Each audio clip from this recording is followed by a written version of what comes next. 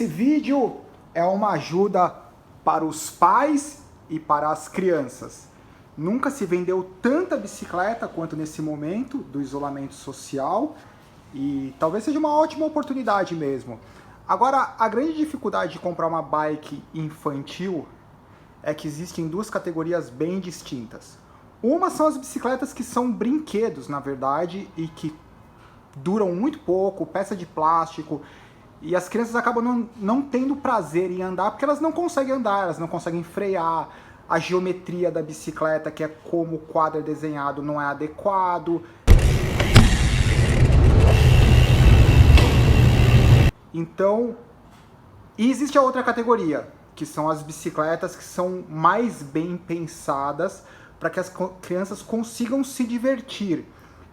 Isso inclui algumas características, como por exemplo, o desenho do quadro. Por isso que as outras. Oh, I can't do it! I can't do it! Será?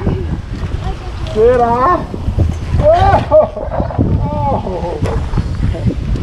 Machucou? Machucou, né?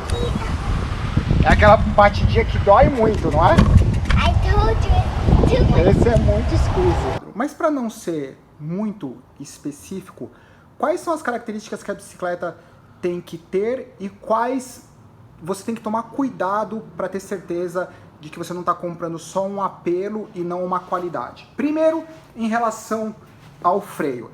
Existem vários tipos de freio, inclusive os freios a disco. Qual que é o problema do freio a disco para esse tipo de bicicleta?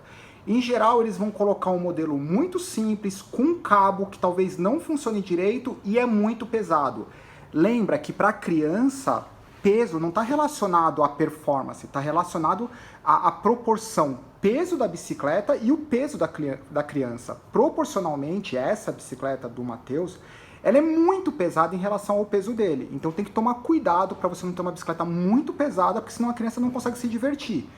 Talvez um freio desse, ele funcione super bem para esse tipo de bicicleta, tem uma boa regulagem e você tem certeza que vai funcionar, que não é pesado e que você não vai ter só um trambolho de um freio a disco. Se for freio a disco, ok, mas procure freio hidráulico. Agora, a necessidade de uma criança ter freio hidráulico, não sei se justifica, mas se você achar que justifica, dê preferência para o freio hidráulico, só que daí a bicicleta fica muito mais cara. Eu prefiro isso daqui. Então, falou em freio, que é relacionado à segurança. Continuando na segurança, o manete do freio. Como vocês podem perceber, olha a proximidade.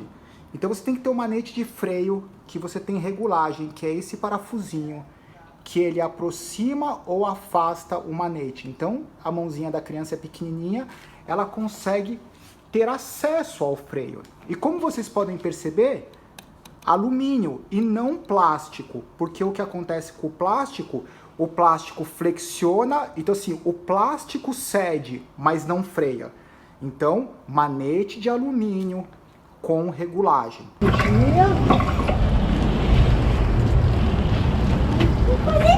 Conseguiu? Sim! Uhul! Sem mexer nada!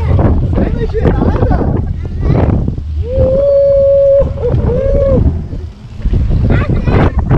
Continuando aqui no ajuste da bicicleta, como vocês podem perceber, guidão é separado do avanço, que é o suporte do guidão. Então você consegue regular a altura do guidão, você consegue regular o ângulo do guidão. Por exemplo, essa curvatura que vocês estão vendo para trás é porque o peteco, o Matheus, é pequenininho. Quando ele for crescendo, pode colocar essa curvatura para cima.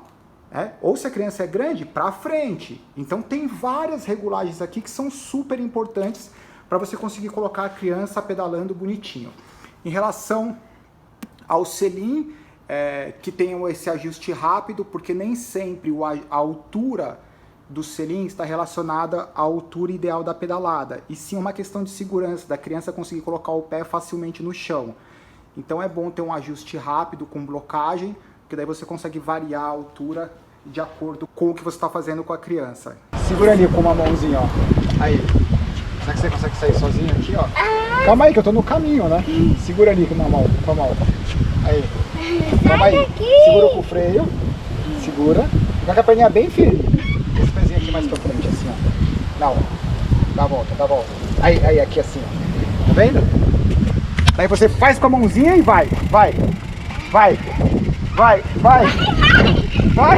Deu certo? Deu?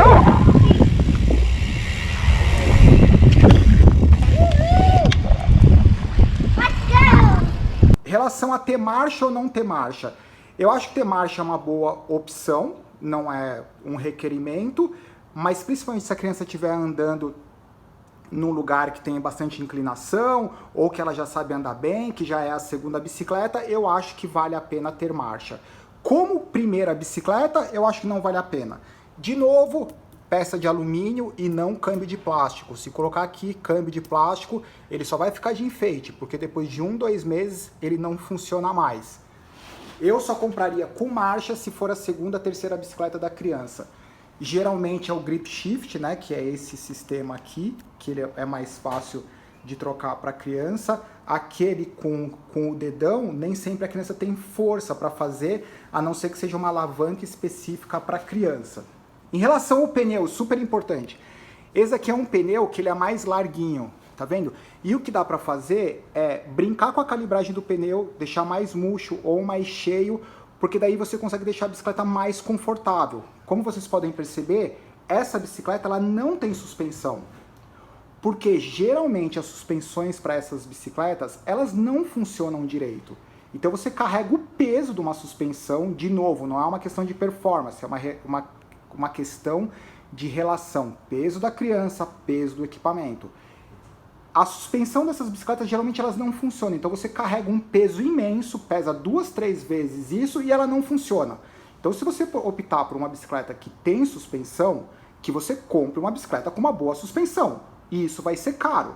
A criança vai usufruir dessa suspensão? Se o seu filho for super radical, talvez. Se o seu filho simplesmente está andando de bicicleta com os amigos ou passeando com a família, talvez não seja necessário.